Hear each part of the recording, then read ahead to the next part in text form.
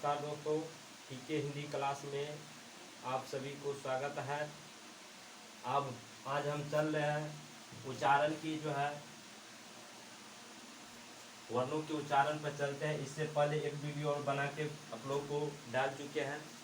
ये दूसरा वीडियो वर्णों पर जो कुछ रह गया था तो उस पर चर्चा करते हैं। सबसे पहले यहाँ देखिए री कहता री और स, ये जो है मूर्धन स इसको कहा जाता है। आप पूछेगा री और स का उच्चारण किससे होता है? ये री और स का उच्चारण जो होता है मूर्धा से होता है। किससे होता है?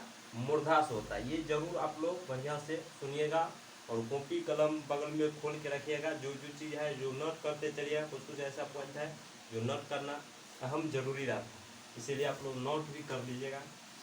तो री और मूर्धन स का उच्चारण जो होता है वो मूर्धा से होता है।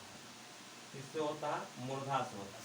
इसमें टॉवर भी का उच्चारण जो है जितने भी टॉवर के अंतर्गत आ रहे, जैसे लास्ट वाला या टॉटर का या मूर्धन नौ जिसको कहता है, ये बड़ा नौ, इसका उच्चारण नहीं होता है। इसका लास्ट का छोड़ करके बाकी जितने भी टॉवर का वो सभी का उच्चारण जो है मूर्धा से। जैसे आपको पूछेगा तो का उच्चारण किससे होता है तो आपको कहना मूर्धा से।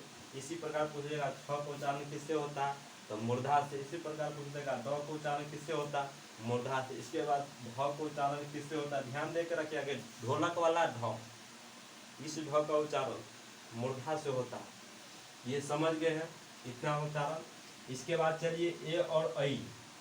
आपको पूछेगा कि ए और ऐ का उच्चारण जो है किससे होता है तो कंठ और तालु से होता है। किससे होता है?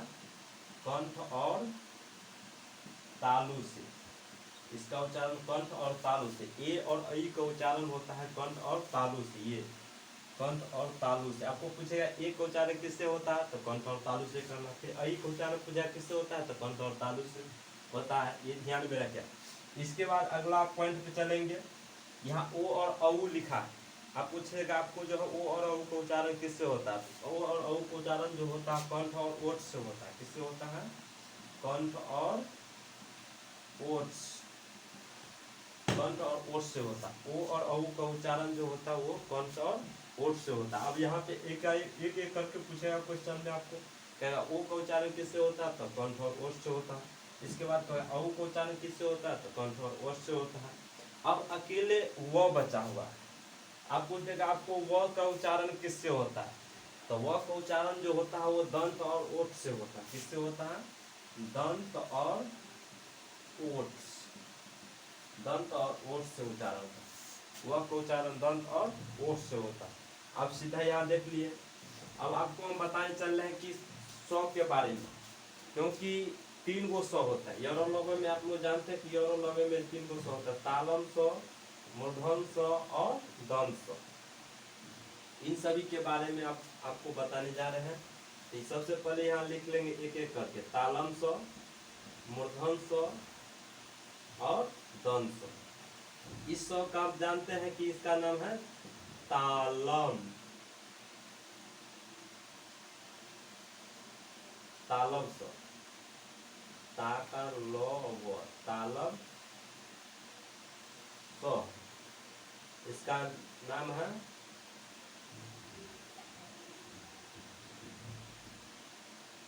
मूर्धन सौ। इसको क्या कहते हैं? दंत सौ। अब आप लोग जान चुके होंगे कि अब आखिर ऐसे क्यों लिखा है यहाँ।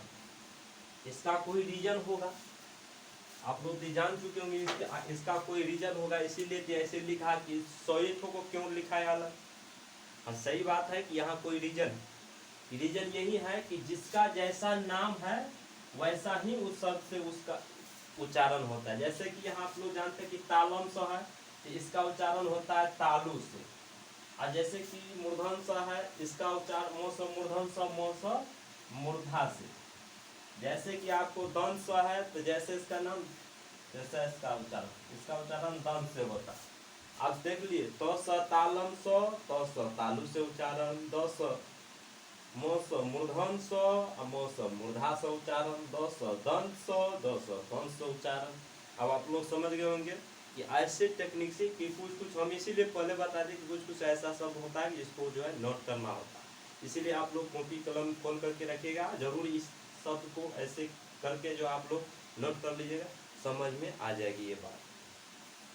तो आप क्वेश्चन बनता है, यहाँ पे क्वेश्चन आता है, आपको पूछ देगा, यहाँ पे क्वेश्चन दे देता है, कभी काल पूछ देता है क्वेश्चन इसका, आप दे देगा ठ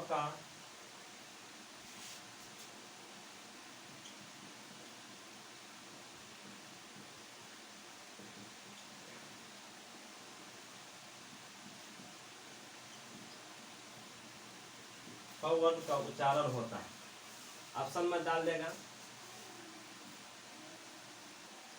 मूर्धा से, बी में डाल देगा तालु से, सी में डाल देगा दंत से,